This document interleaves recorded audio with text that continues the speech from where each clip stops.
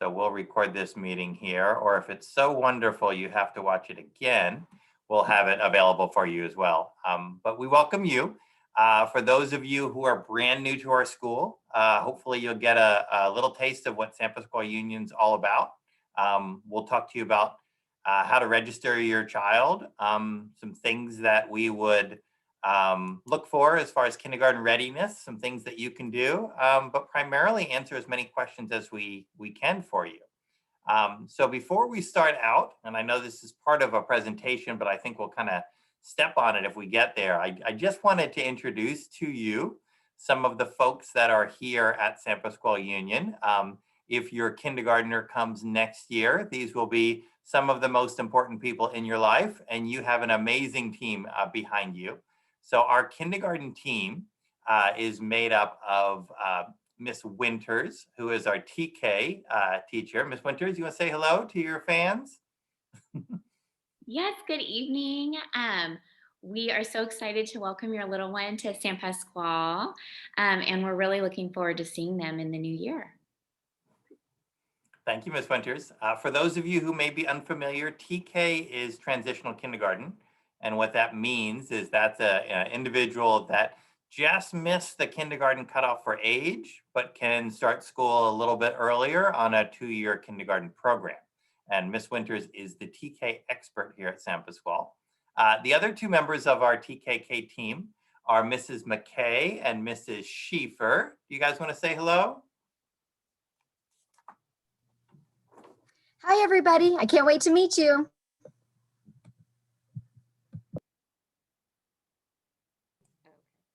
Hi, everyone. I'm looking forward to seeing your little ones next fall.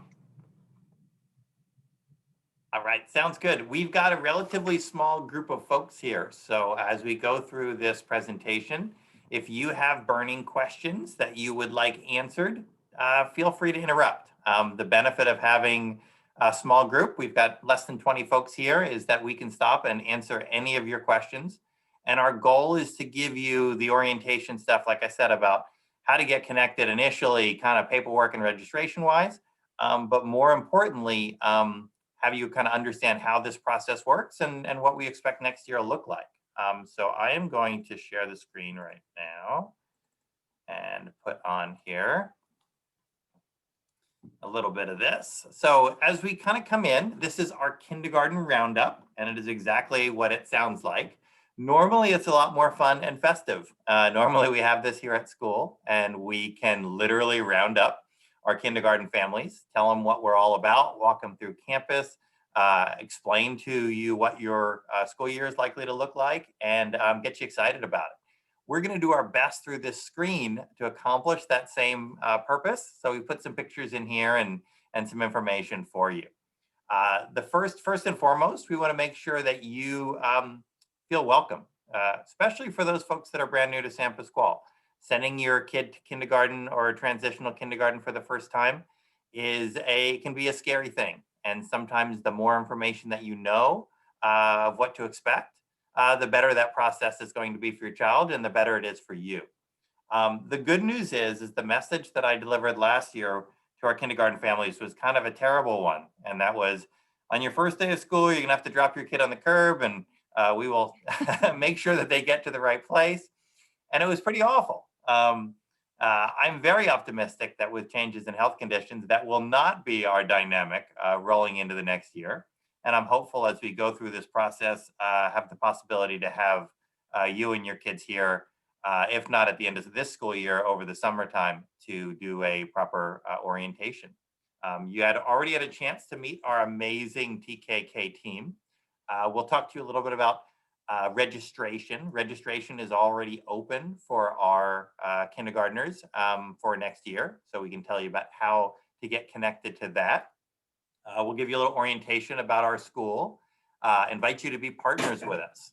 That was another great challenge for this current year, is that we weren't able to build a lot of the partnerships that we love here at San Pasqual. Our parents and our guardians and grandparents and family members make this a really special place for our kids. And we are looking forward to having more of you back in the coming year. So we'll tell you about some of the great groups that we have that If you choose to participate, there's plenty of opportunities.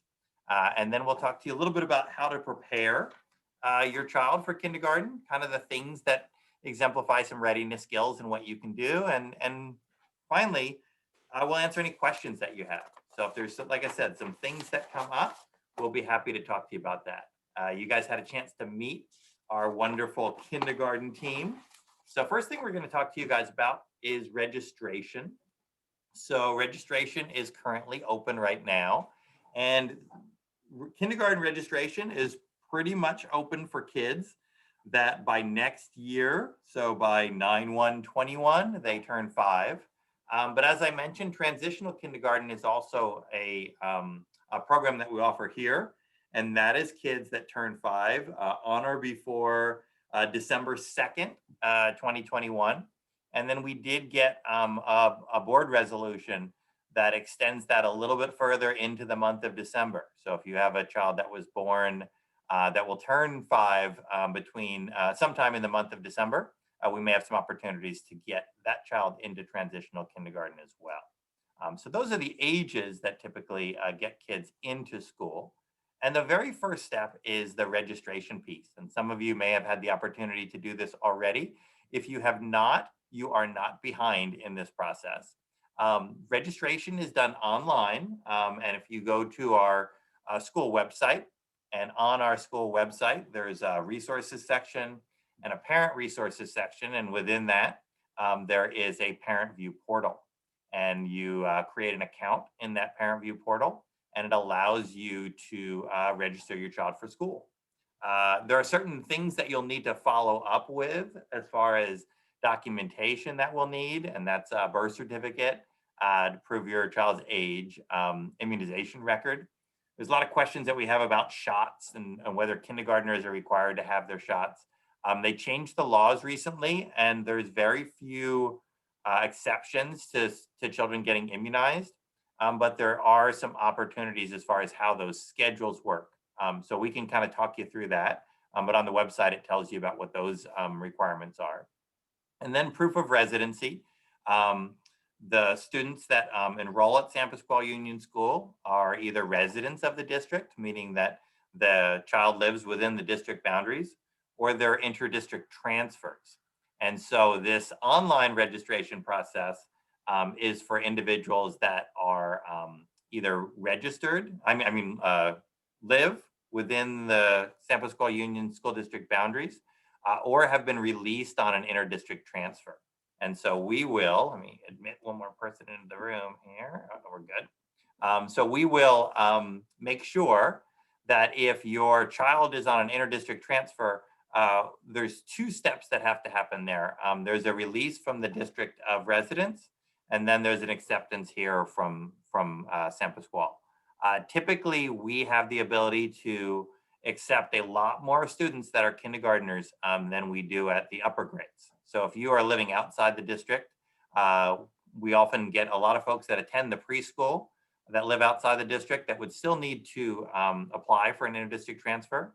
But because we build those classes around enrollment, we have a lot more flexibility on taking them. So I can talk you guys through that process if you have a question. There's medical forms that need to be done. There's dental forms that get done as well. And we have all that information for you.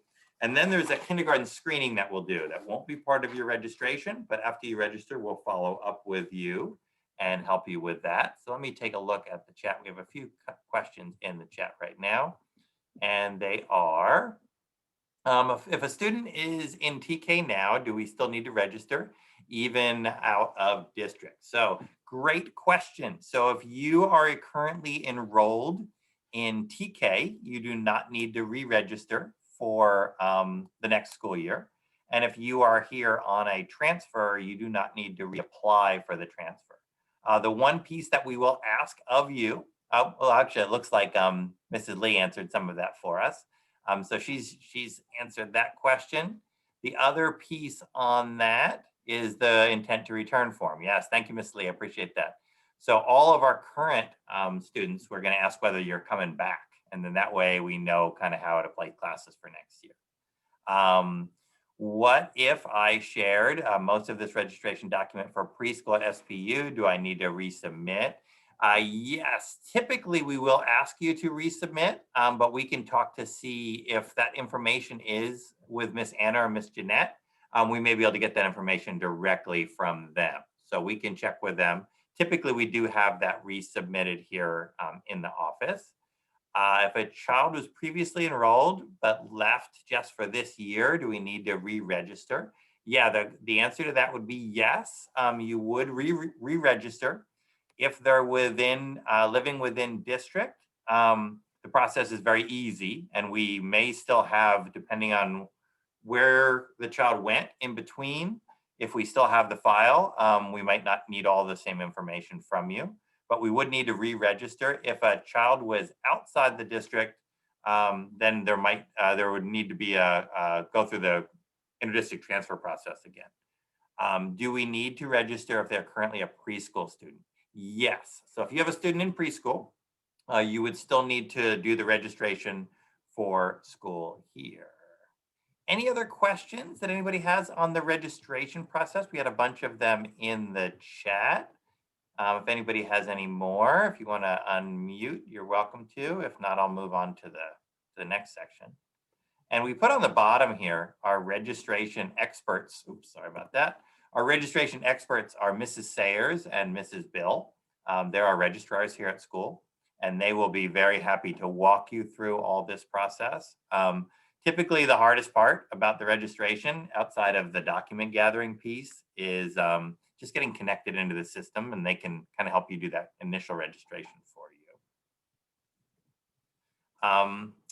Next part I want to talk to you is a little bit about San Pasquale. And if you attend here, you're more than willing to chime in and see if I'm on track with some of these things. But I wanted to start with our mission statement here at school. And there's some things that come out of that reflect all the way from our kindergartners to our 8th graders. And our mission here is that SPU ensures that all kids receive an education that builds character, confidence, knowledge, and skills to prepare them to be competent lifelong learners who can achieve excellence. And so the things I wanted to emphasize in that section there is that we're really looking at the whole child for our kids. We're a school, so obviously we really care about students and their ability to learn and to make sure that they have the required skills as they move from one grade to another and as they move from our school to high school, college, and beyond. So we really do focus a lot on the academic. We focus on the knowledge and the skills, but we also have an emphasis on their confidence, and we have an emphasis on their character. We want students that believe in themselves, in themselves. We want students that are actually good kids. And so we emphasize 6 pillars of character as our character program. And we're doing a program right now, or a school initiative right now that's on multi-tiered systems of support, which is really, if a kid needs emotional support in some way, that we have an aligned system to support them with that.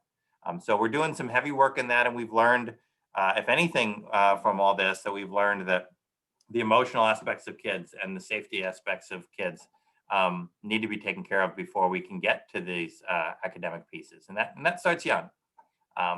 So if we look, next slide here.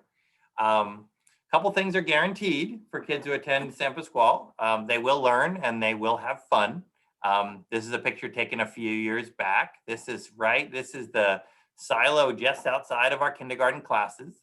We had our library annex in there this year, where Mrs. Carroll, our school librarian, would bring the library to the kids because we weren't allowed to bring the kids to the library. So things were brought to them. You can see that we don't mind dressing up. We have parades. We have all sorts of activities for the kids that we do here at school that tries to focus on those things that we talked about before, building their confidence, building their character, and building their knowledge. But we believe that if you can do that while kids are enjoy where they are, feel safe where they are, we're going to get to that overall mission much, much quicker. We also promote healthy kids here at the school. This here is one of our fun run activities that our San Pasquale School Foundation put together.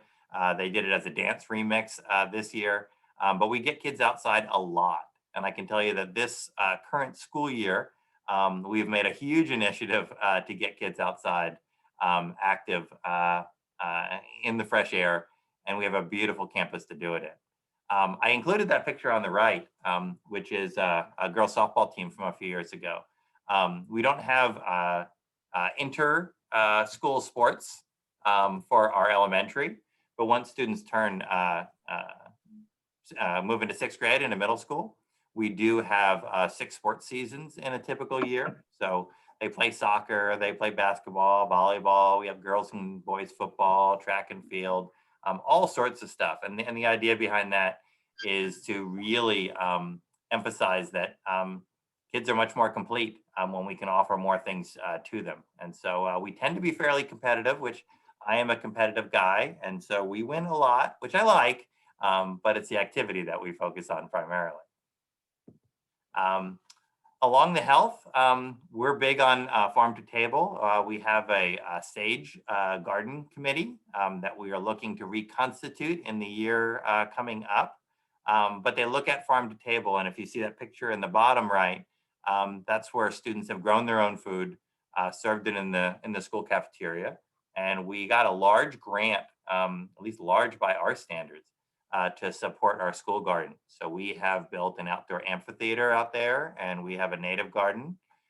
We have garden boxes for all our grade levels. We have a small plant, a larger planting area for the rest of the school. We have a greenhouse.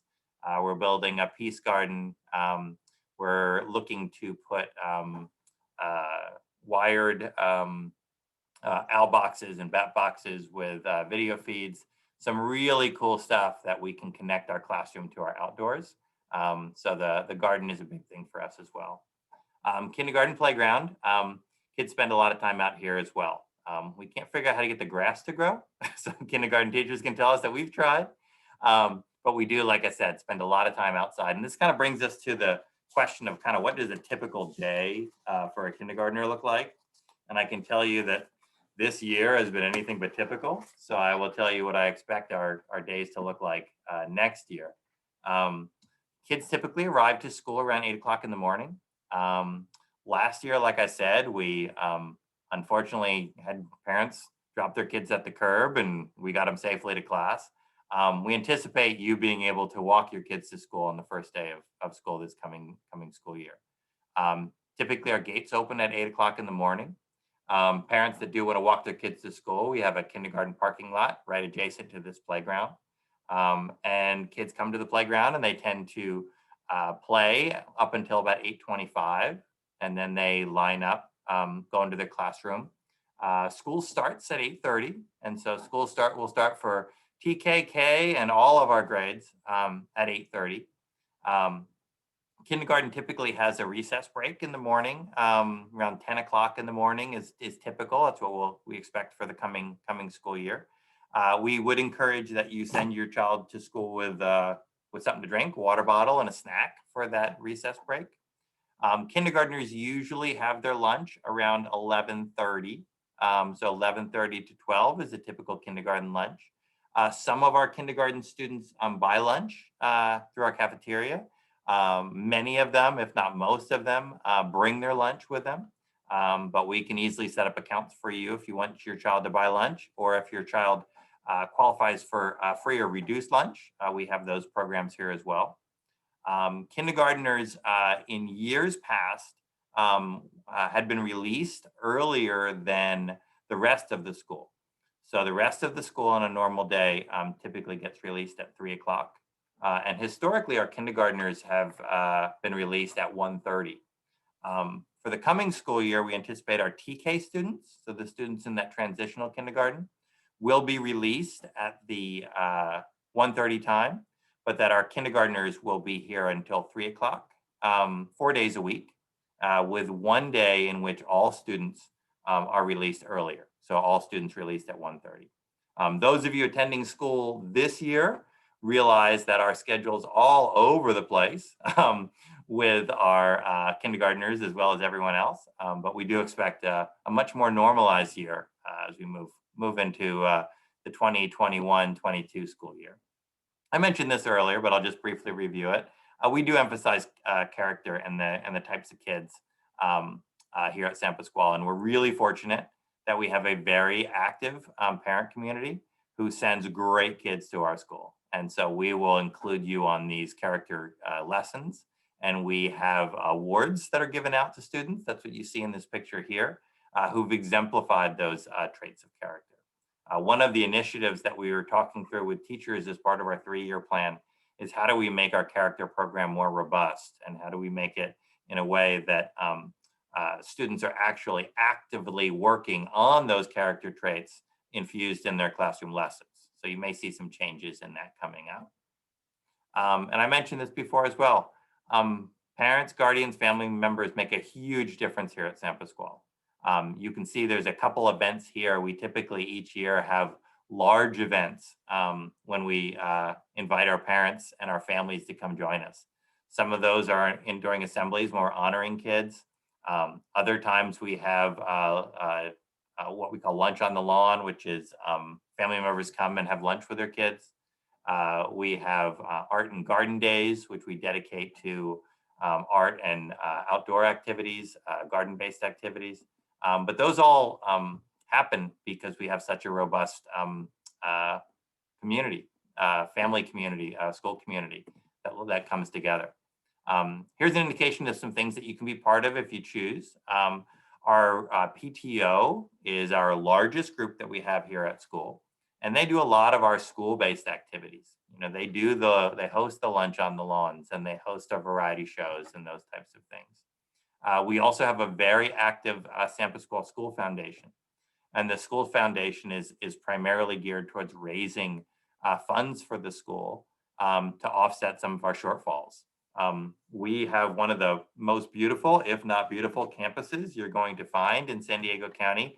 It's a real pretty place, and it's been a waste that we haven't been able to invite our families to it this year. But our funding is the lowest in San Diego County on per pupil funding. So we receive the least amount of money for the kids that we have. And so our San Pasquale School Foundation works really hard to offset that so that we can have, you know, additional programming around, you know, historically around music. They've supported our STEM program. They've purchased computers for kids, both in the classroom and on distance learning. They're looking at an initiative right now to upgrade the technology within classrooms to put flat screen TVs in all our classrooms so that those are more functional. So our foundation has really been instrumental in filling those in the shortcomings. They just had a golf tournament this weekend, which was the most successful that we've ever had. So if they can pull one off under these circumstances, it's pretty amazing. So if you have a business mind, they would love to have you there. Red Barn Arts is a parent group that we have that's donated to our visual performing arts for our students. The Red Barn Arts Committee, when we were allowed to have volunteers, had a art docent in every single classroom in the school to make sure that we infuse art within our curriculum. We also have a Sage Garden group. The Sage Garden group is the one that emphasizes the farm to table and are looking to emulate a docent program there. For those folks who want to help kids read, we have an Everyone a Reader program in which we pair reading mentors to students that need it. We also have our DLAC committee, our District English Learner Advisory Committee, and that is for second language parents. In our school, it's primarily Spanish, and we have meetings and activities that are geared specifically to their needs or specifically to their challenges. So if you want to be involved here at San Pasquale, we invite you to be involved, and there is really unlimited opportunities, and we will continue to ask. I do want to leave out our school site council as well. We have a group comprised of parents that join our teachers and our classified staff, and they help make planning decisions for our school. So, you know, what direction do we want to take it? What curriculum do we want to adopt? How should we spend our money? So that's an important group. So once we kind of come back, we'd encourage you to be part of that. So we had a question right now is how much does the foundation need to raise a year? So the foundation has set a fundraising goal of $100,000, and they nearly met that goal this past year. But the need question is a little bit difficult to ask, because one of the things we want to tie it to is sustainable programming. And so one of the challenges that we've had with the foundation is the foundation was raising money that was offsetting certain programs. And when tremendous district shortfalls come, we get a lot less money from the state. And the district can't pick up that other piece. There's a little instability. And so one of the things that we're working on with the foundation is looking to see, can we raise money at higher levels, which they've been the last few years. I think each year has been a record-breaking year for them on fundraising, looking at what programs are we going to prioritize and which ones can we sustain. So I think we got there. Okay. So question that we get from a lot of folks. Any other questions about those things before we kind of move into a couple other topics?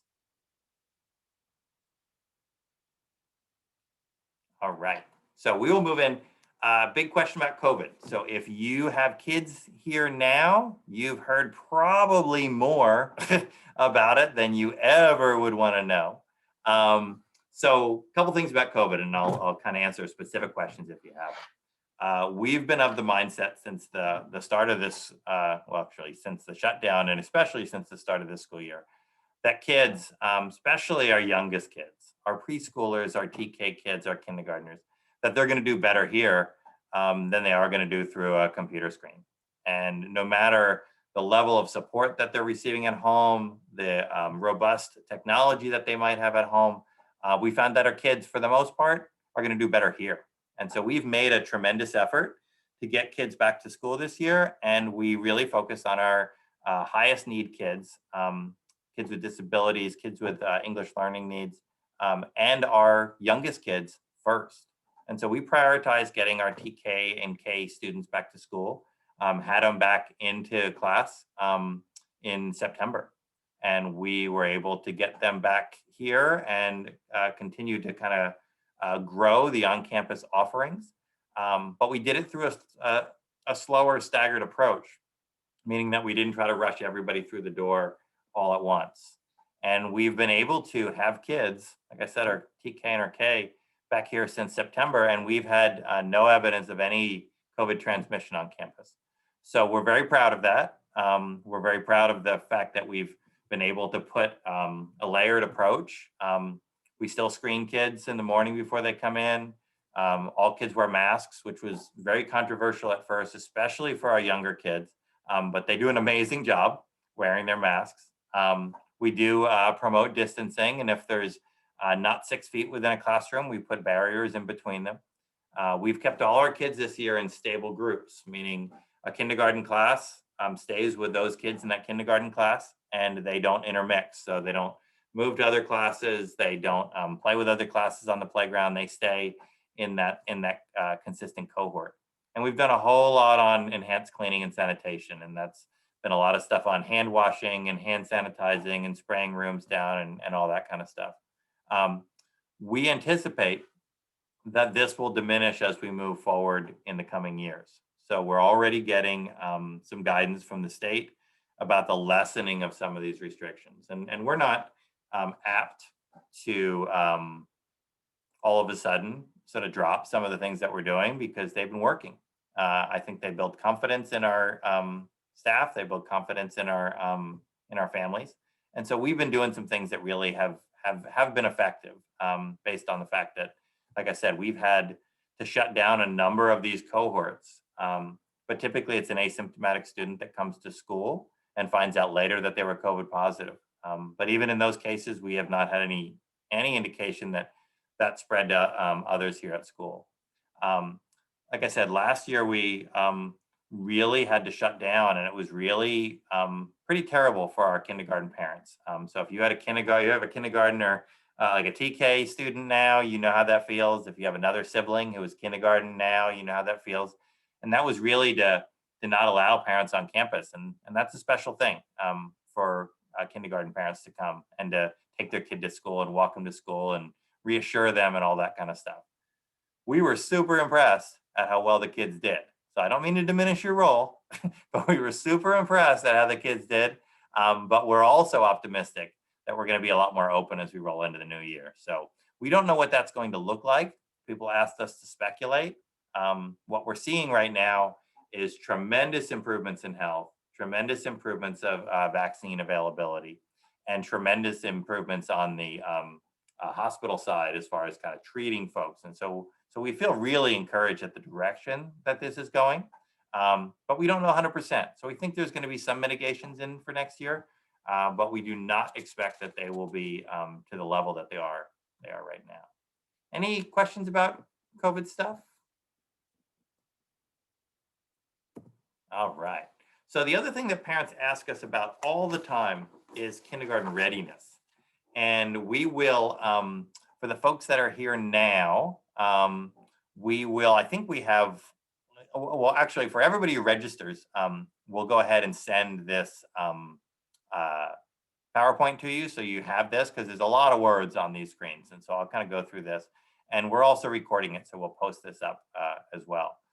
But the thing that parents ask is, hey, what should my kindergartner be able to do, or what would you like them to be able to do when they roll into kindergarten? It's kind of a trick question because kids are at all different levels, and kindergartners are no exception. But when we kind of look at students that are in that kindergarten ready category, these are some of the things that they can do. They understand how books work. They can hold a book correctly. They can retell stories that you've told them or read to them. They know their first and last name. They have the ability to sort objects by color and shape and size. They're familiar with letters and numbers. We do emphasize letter and number recognition and the writing those letters and numbers in our preschool, but different kids are there. So we're looking at some familiarity. We want kids that are curious, and we prefer kids that can stay on task at a kindergarten level, obviously, and follow basic routines, basic rules.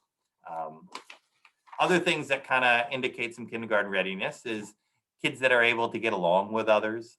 They know how to share and take turns, follow two-step directions. They can verbally communicate needs. They can share ideas.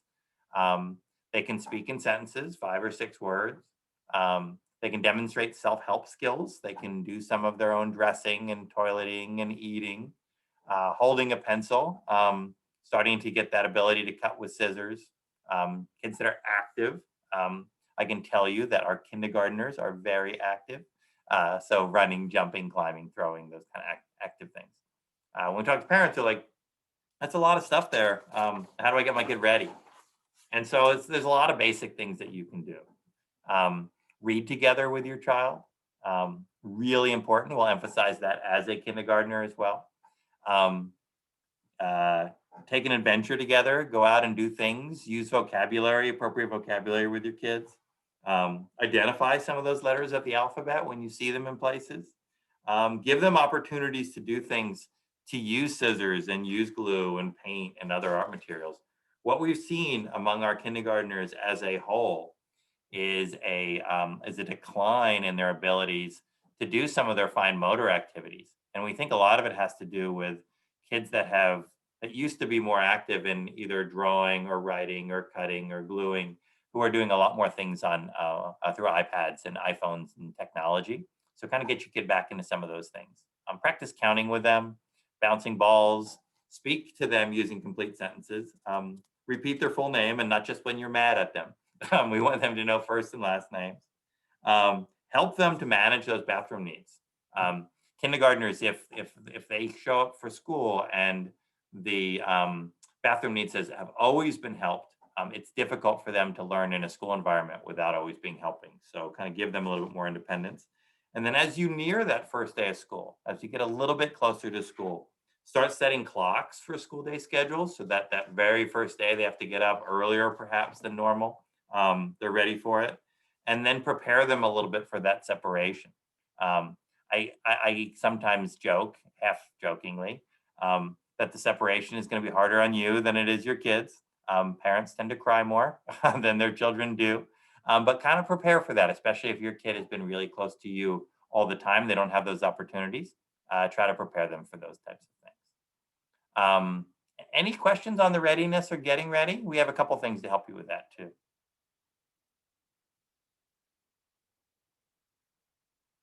All right.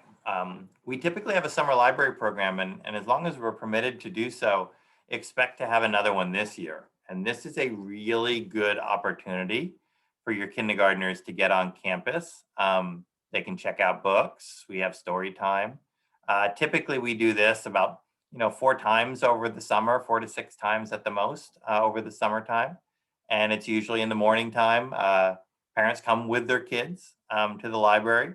And if you're registered here at school, we've got you all connected into the system. We can have you check out books and kind of get to see what the school's like and come when it's not all kind of bustling of kind of first day of school. And so we are looking to have a summer library program this year. And then we have, and this scares some people, but we have a kindergarten boot camp. And it's for kindergarten readiness and it's for parent orientation. So what this is we have it's scheduled right now for August 9th and 10th from 9 to 11. So it's, I believe it's the week before school starts. And what we do with this is we have the kids come to school. We have their kindergarten teachers and preschool teachers here. So if your child attends the preschool, there's some familiar faces for them. And what we really do is give them a little acclimation to school. And boot camp sounds very harsh. It's actually pretty fun. We get them how they enter class, how they leave class, playground activities. And there's a question on first day of school. I will check that. As soon as we get out of here, I will check my calendar on the first day of school. Mrs. Lee, if you're there, if you can throw that in there before I get to it, that would be great. So the kindergarten boot camp does a lot of those type activities as far as getting them kind of acclimated to kind of the routines of school and the play and meet some new friends and those types of things. What we realized, yes, it's for TK and K, and thank you, Mrs. Lee. August 18th is our scheduled first day of school for the next year. What we also realized is, and this was feedback we received from parents, is that we always looked at the kindergarten boot camp as how do we orient the students to school? And the parents, especially newer parents, were like, hey, we're brand new here. We want that orientation too. And so we typically have a back to school nights where we orient people, but it's right after school started. And we know that you guys have tons of questions as far as how things are going to work and how your child's going to be supported. And you want us to know things about your kids. And so we have included in here a parent orientation. It's not the full 4 hours that we do for the boot camp. It's usually about an hour, but we give you some of this same information and then a little bit more practical information for getting your child ready for the very beginning of school. So kind of keep those dates in mind, the 9th and 10th. It is not required. It is no charge. And we do encourage folks to come, and we usually get a good showing for that. That's about all I have for now. So let me stop the share here and open it up to see if anybody has any questions. I've been doing a lot of rambling, and I see a few familiar faces who hopefully you learned something new in this meeting here. Anybody have any questions or comments, or if you have some students here, anything that if you were coming into school, what you would like to know? Mark, would you like to touch base on the deadline for registration? Yes, we would love if you could register your child sometime between now and the end of April. And the reason for that is we spend some time with our teachers in May looking at class placements. And so sooner the better on registration. If you are an in-district resident and you wait till the last minute, you're still going to get to come to school. We just might not have thoughtfully placed your child. And so what we'd like to do as far as kindergartners and transitional kindergartners coming into school is if they're in the preschool, Miss Anna or Miss Jeanette will do a kindergarten assessment. And if not, either Miss Winters or Miss McKay or Mrs. Schieffer will do that kindergarten assessment. And then we take all that information and we look to see where do we feel would be the best balance of classes, where if students have particular needs or interests, where they're best placed. And so the sooner we have that information, we make that decision with all the information that we know. And so the individuals who come in later are more often placed on the size of the class as opposed to the particular child. And so, like I said, if that gets done by the end of April, that's wonderful. But you're more than welcome to start that process sooner, because once the registration process starts, we can schedule you for that kindergarten assessment because we know you're coming. Sometimes it's going to take a little while to get information. If you need to get immunizations or medical forms or dental forms or those types of things that are required. Sometimes that takes a little while, and we know that in the era of COVID, nothing happens fast. So the sooner you start, the better. But if we can get the opportunity to know that you're coming and be ready for you and thoughtfully place you, that works out really well for us. I believe that Maria will tell you that you have till May to get those medical forms submitted. So there's some time there. Yeah. How do you decide what student goes to each teacher? Could we request one? Yeah, so I talked a little bit about the balancing of the classes, and we do have teacher request forms, or class placement request forms is a little bit more accurate. And really what those are is if you tell us a little bit about your child's interest, their strengths, their needs, that kind of stuff, that helps us kind of decide where best to place students. Our goal with all students is to place them in the class that they're going to be most successful. And the hardest placements tend to be placements of kindergartners because we tend to know the least about them. And so individuals that have come through the preschool program, we know a little bit more. After we do a kindergarten assessment, we know a little bit more. But if you want to share some information about your child, we have forms here in the office, but you could just send something to me or Mrs. Lee that talks about your kid's strengths and needs and the type of teacher. We can't guarantee class placement. So if you say, my older child had Mrs. Schieffer and I want to have Mrs. Schieffer for this child too. If we feel that that's going to be a good match, we'll try to match those up and we try to honor those requests, but we just tell parents we never guarantee those requests simply because there's a lot of competing factors as far as how that goes. But like I said, kindergarten tends to be a little bit more wider open because we don't know as much. And the good news about kindergarten is all of our teachers are wonderful.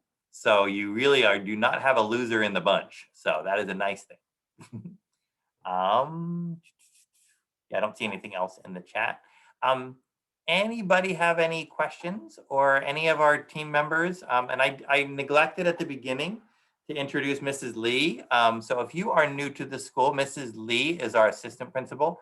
She does a whole lot of stuff here at the school. So you will probably see as much, if not more, of Mrs. Lee than you will me. So Mrs. Lee, want to introduce yourself? Now I'm just looking forward to another great year. And the best part about next year is we're anticipating it being as close to normal as possible. So everything that Mr. Burrows has described about the type of school that we've been in the past, we anticipate starting off the school year being that type of school next year. And so we're at a real advantage that we've been on campus as long as we have this year, because there's a lot of districts that are just going to be coming back in April, and they're going to have to figure things out that we've moved beyond, and we are ready. We are ready for the kids to be here. We're ready for them to play with each other. We're ready for them to learn in a fun way. And it's just so positive. It's such a happy campus, and I can't wait to have parents back on campus. Yes, it's the lifeblood. We were thrilled to have kids back on campus, and that breathed new life into our campus, which was wonderful. But the parents and grandparents were really the missing component this year. So I would echo Tammy's words and say the best thing about next year is that it's not this year. So I can tell you it's got to be better. Couple of things is the class placement request form found on the SPU website. It is not, but if you email me or Mrs. Lee or our registrars, we can send that to you. We purposely don't put that on the website because we don't want there to be a feeling that I can name my teachers, but we do share it with folks who request it. So feel free to send that out, that request to us, and we will send that directly to you. And then there's another question to clarify. We attend both August 9th and 10th for boot camp, or just one of those days. We'd request that you come for both. If you can only make one, come for one. What we found is we started this boot camp program, I don't know, about four or 5 years ago, I think. And what we saw is much better adjusted kids, and no offense, much better adjusted parents on day one of school, because that stress of coming to school for the first day, there was more familiarity, and kids knew teachers, and they knew their classes, and they understood where the playground was and where the bathroom was, and all of those types of things. We've had in the past, and will probably this year, PTO usually puts on that very first day of school a boohoo woohoo breakfast for parents. And really it's boohoo for the parents that are crying, and the woohoo for the ones who are so thrilled to get their kids out of the house. Whichever camp you fall in, you're both welcome. So we're looking to likely to have another one of those events as long as we can get together. And like I said, we anticipate that that will be the case. When would the kinder assessment be done? Typically we do those in May. And so if we have a lot of kindergartners rolling through this year, and that's the other piece that we never know for sure, is how many kindergartners are coming. Sometimes we start those in April, but we like to complete them in May, and that helps us with our class placements. And the assessments are very similar to a lot of the stuff that we shared on the kindergarten readiness, you know, as far as fine motor skills and what academic knowledge do they have. But they're coming into kindergarten, and some of our kindergartners have been to preschools. Some have been to more academic-based preschools. Some of them have never been to school. So kindergartners come in at all different levels, and we're ready for them. But when we know a little bit about where they're coming in, we can make wiser decisions on where they will be most successful here. Any questions from anybody? You guys are a quiet bunch. Megan has a question. Oh yeah. Yeah, sorry, Megan's husband here. We submitted an interdistrict transfer for our son from Escondido Union. Does the fact that we were invited to this call imply that it has been approved? I wish I could say yes, Well, but it is not. Mr. Donahue, I'll tell you that I signed 2 interdistrict transfers, and our registrar should have reached out to you.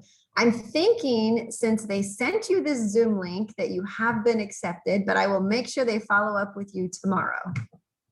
Yeah, so that would be good news. Now, we tend to invite folks that have shown an interest. So that would be great news, but yeah, we'll let you know. If that just happened, we'll let you know. And if that's the case, congratulations. We can tell you that we've had some folks, and if you are contemplating an interdistrict transfer and haven't started the process yet, go ahead and do it. Because Mr. Donahue, I don't know how long that process took. Historically, Escondido has been very reluctant to release students. And so it's taken folks longer. And sometimes it gets to approach the start of the school year and people have not yet been released. And so if you are released, that is wonderful news. And hopefully that bodes well for others. But if you haven't started that process and you need information about it, please let us know and we can kind of walk you through that process. But I would encourage you to start that process right away if you haven't. I know it seems early, but they do tend to drag their heels a little bit. So. Okay, well, thank you very much. Sure, and welcome. Thank you. All right. Anybody else have any other questions or comments? All right. Well, I thank you very much. For those of you who would like to hear this same presentation, but translated in Spanish, we have that starting up at 6 o'clock. So if you haven't got quite enough yet, we do have a Spanish translation coming up at 6. And like I said, we will post this video. So if you have anybody that missed out, on this, who wanted the information, we will post this up on our YouTube channel, on our website. But also if you have some folks that are interested in kindergarten that have not contacted us yet, have them reach out to us so that we can make sure that they get the information that they need. All right. Okay. So that is about it. Thank you guys very much. I know you so Zoom used to seem like such a fun thing a year ago, and it's maybe not so much anymore. So we really appreciate you guys taking some time and being with us. And we really look forward to having your kids here at school next year. So in the meantime, if you have particular questions about your own kids, or you have anything that comes up that you wanted to share, all of our emails are on the website. If you go to the sanpasqualeunion.net, there's a staff link at the top, and you can search either by name or department and get in touch with any of us. So we're very excited. We look forward to making your kids' kindergarten year an amazing one, and we thank you guys for being here. So you guys have a good night, and we'll see you soon. Thank you. Thanks, y'all. Bye.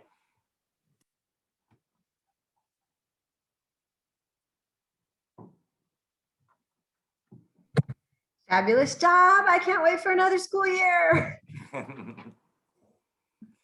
Yes, that's going to be good. So I don't know if you ladies, are you guys going to stick around for the one that starts at 6?